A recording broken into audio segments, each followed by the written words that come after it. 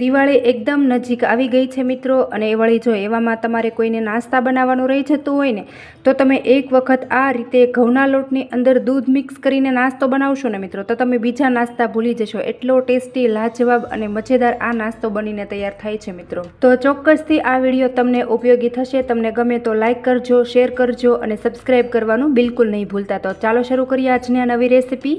તો સૌથી પહેલાં અહીંયા મેં 1 કપ મેઝરિંગથી રોટલીનો જે ઘઉંનો ઝીણો લોટ આવે છે તે લીધેલો છે, અને આપણે આ રીતે ચાળણીની અંદર ઉમેરી દઈશું અને ચાળી લેવાનો છે, જેથી કરીને એની અંદર ગુટલી હોય એ બધી ભાંગી જાય મિત્રો.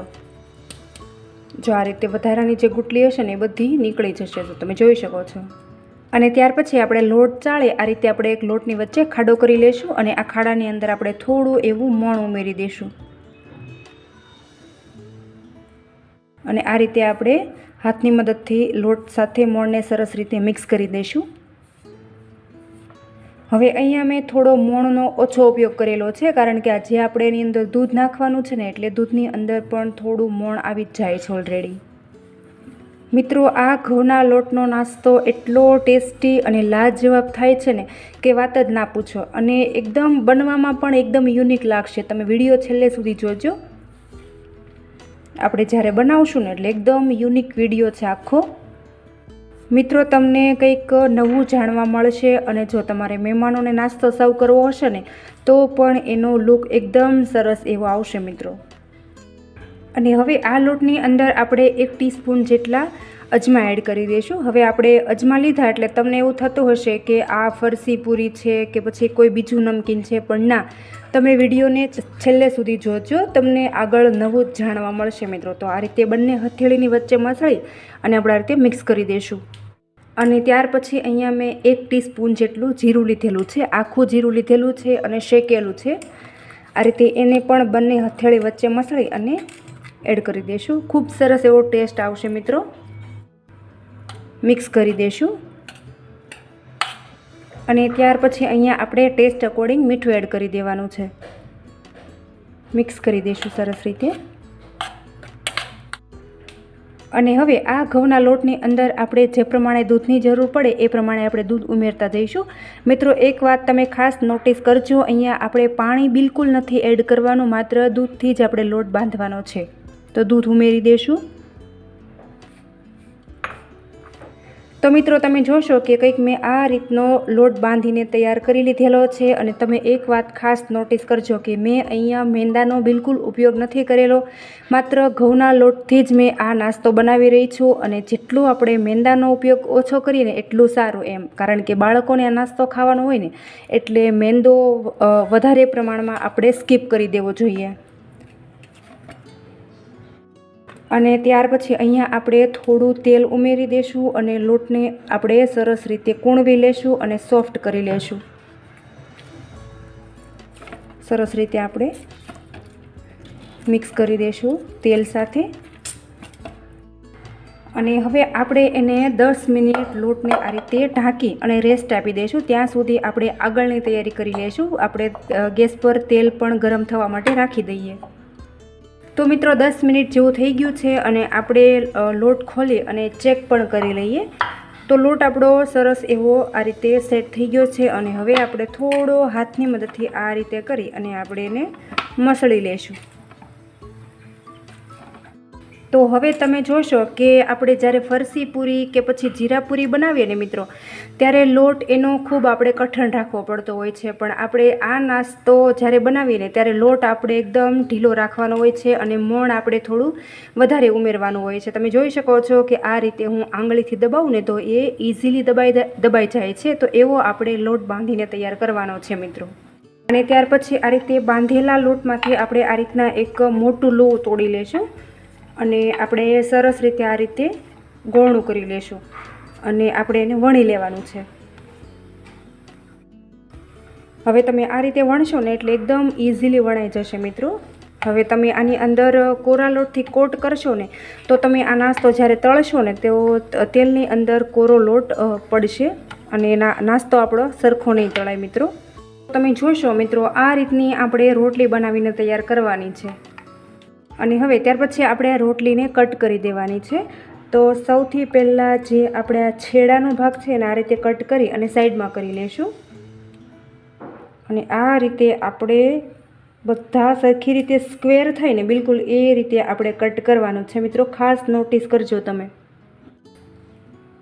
આ બાજુનો ખૂણો પણ આપણે કટ કરી લેશું આ રીતે. અને ફરી આપણે આ રીતે સ્ક્વેર કરી લેશું.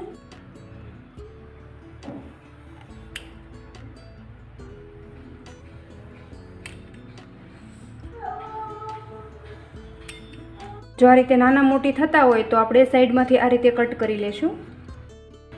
અને હવે આની અંદરથી આપણે એક સ્ક્વેર લઈ લેશું અને આ રીતે આપણે બે છેડાને આ રીતે ભેગા કરી દેવાના છે. હવે તમે જોશો, જો આપણે આ રીતે બિલકુલ દબાવવાના છે, તમે ખાસ નોટિસ કરજો. અને ત્યાર પછી આ બંને છેડા છે ને એને આ રીતે દબાવશું. હવે અહીંયા બિલકુલ પાણીની જરૂર પણ નથી પડતી. જોશો મેં કે ઢીલો લોટ રાખ્યો હતો ને એટલે એકદમ સરસ એવું આનો શેપ આવી ગયો છે. જો તમે જોઈ શકો છો કે કેટલું સરસ લાગે છે.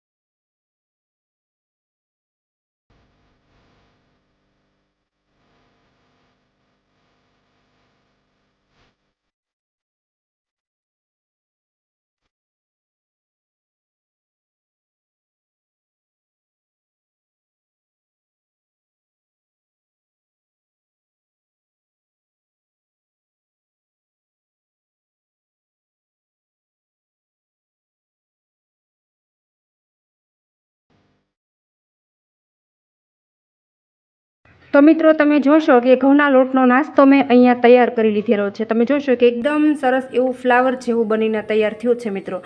અને તમે જ્યારે સ્ક્વેરને ચીપકાવતા હોય ને ત્યારે આ રીતે બંને છેડાને એકદમ સરસ રીતે ચીપકાવવાના છે. નહીં તો તમે જો તેલમાં તળશો ને ત્યારે આ છૂટું પડી જશે મિત્રો. આપણું તેલ પણ સરસ ગરમ થઈ ગયું છે અને હવે આ નાસ્તાને આપણે તળી લેવાનો છે. હવે તમે જોશો મિત્રો, તેલ આપણું સરસ રીતે ગરમ થઈ ગયું છે. અને હવે આપણે જે નાસ્તો બનાવ્યો છે ને એને આ રીતે આપણે ઝારામાં લઈ અને ધીરેકથી એડ કરી દેવાનું છે. અને ગેસની ફ્લેમ આપણે મીડિયમ ટુ હાઈ રાખવાની છે. જો વધારે ધીમી હશે ને તો નાસ્તો છે એ છૂટો પડી જશે મિત્રો.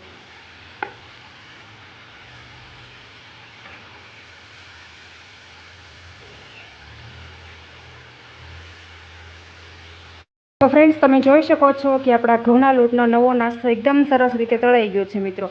હવે આ રીતનો બ્રાઉન કલરનો થાય ને ત્યારે આપણે એને બહાર કાઢી લેવાનો છે. બધું તેલ આપણે નિતારી લેશું અને પ્લેટની અંદર નાસ્તો લઈ લેશું.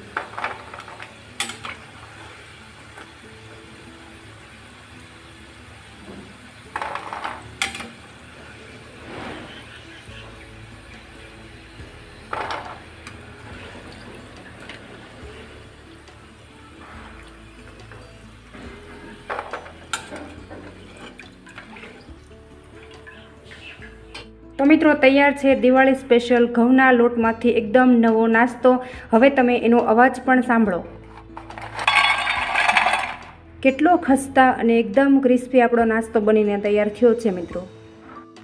તો મિત્રો તૈયાર છે ઘઉંનો લોટ અને દૂધમાંથી એકદમ નવો નાસ્તો.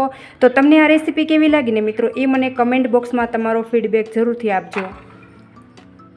મિત્રો એક વાત તમને ખાસ યાદ હોય તો મેં તમને કીધું હતું કે તમે આ રીતે જો તમે આ રીતે વધારે નહીં દબાવો ને તો આ રીતે જે બંને છેડા છે ને એ છૂટા પડી જશે. તમે જોઈ શકો છો આ રીતે. જો તમે જો કોઈક જે આપણા નાસ્તા કે નમકપારા છે એના આ બે છેડા છૂટા પડી ગયા છે. જો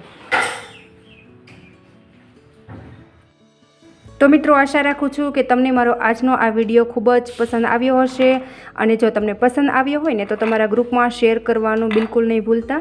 અને એક વાત હું તમને ખાસ જણાવી દઉં કે હજુ સુધી તમે મારી ચેનલ ઉપર નવા હોય અને ચેનલને સબસ્ક્રાઈબ ન કરી હોય તો બાજુમાં રહેલી ઘંટી દબાવી તમે મારી ચેનલને સબસ્ક્રાઈબ કરી લેજો, જેથી કરીને આવા અવનવા વિડીયો લાવું ને મિત્રો એનું નોટિફિકેશન તમને જલ્દી મળી જાય. Thanks for watching my video. આવજો, ફરી મળીશું એક નવા વિડીયો સાથે.